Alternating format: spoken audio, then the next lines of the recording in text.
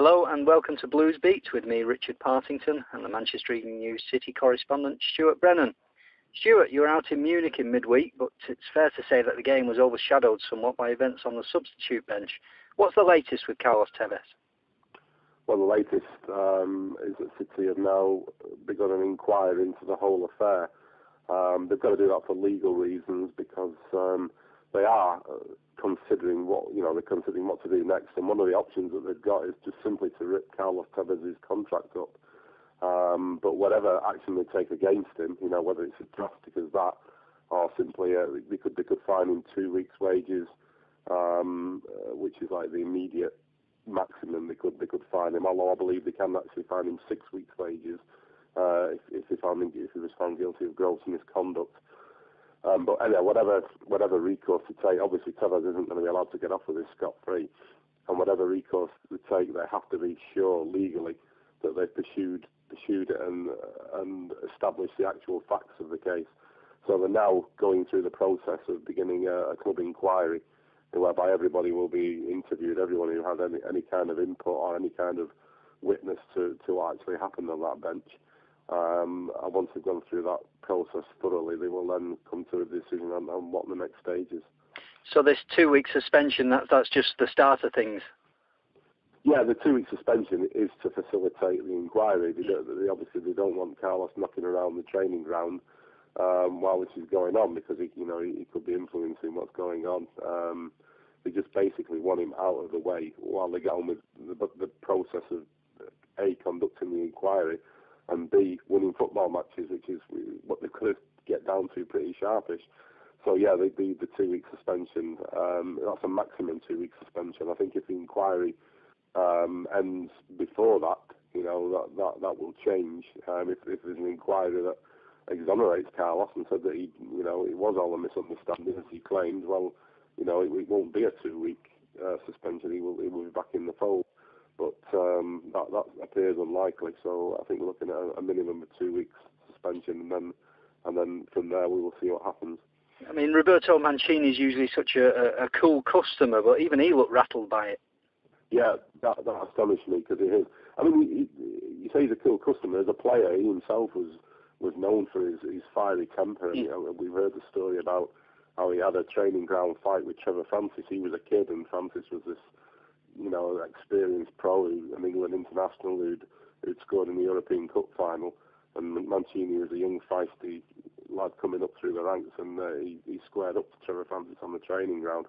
So but I think the reasons that Roberto Mancini used to have these outbursts of temper were very different from the petulance that Carlos Tevez showed.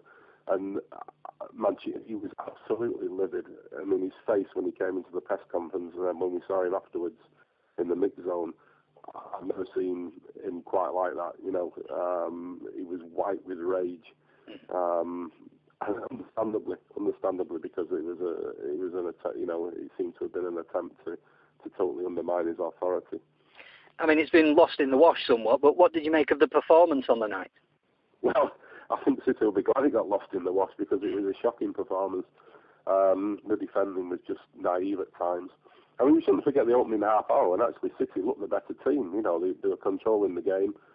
Probably should have had 2 penalties. I don't think that should be lost sight of. If the early penalty against Silva looked a nailed-on one to me, and having seen the replays, the Micah Richards one was a penalty. Perhaps Micah made a mistake in going down a little bit heavily, but it was still a foul, when all said and done. And if one of those had gone in, the whole course of the match could have changed. But after that, I mean, you don't get those kind of decisions sometimes against the elite established European clubs, and you have to knuckle down and get on with the game. And after that, Bayern just imposed themselves on the game. And I think that the substitution that caused all the problem tells its own story. 25 minutes to go, and City take off the leading scorer, Edin Dzeko, and replace him with a defensive midfielder, because Mancini was afraid that they were going to lose more heavily. He needed to stabilise it, and that tells the story of what was happening at that point in the game. And a lot of that was down to, City lacking a little bit of know-how as a team, not as individuals, but as a team, about how to cope with that kind of performance by Bayern. Yeah, okay, it's more familiar territory this Saturday, Blackburn away. Do you think the Blues will be out to vent their European frustration on Rovers? Well, you would hope so. The City fans will be desperate. But, it's the best cure for that hangover from the whole.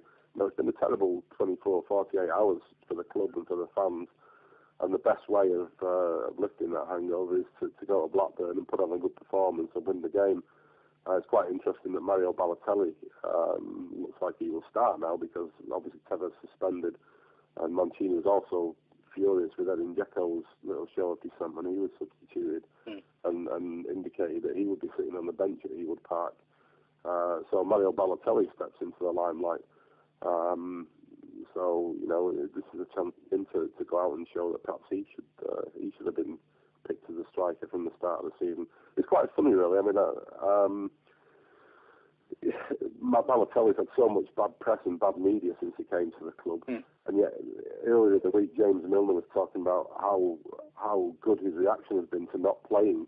He's been on the bench sitting alongside Tevez for most of the games this season, and yet there's not been a word of dissent from him. And when he actually scored last week, the first thing he did was to run over to Mancini and give him a big hug on the touchline. So those people who criticise Mario Balotelli might hold that in contrast to the way Carlos Tevez behaved.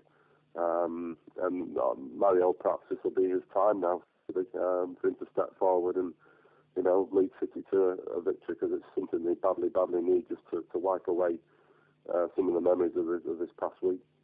Stuart, thanks for joining us. No problem.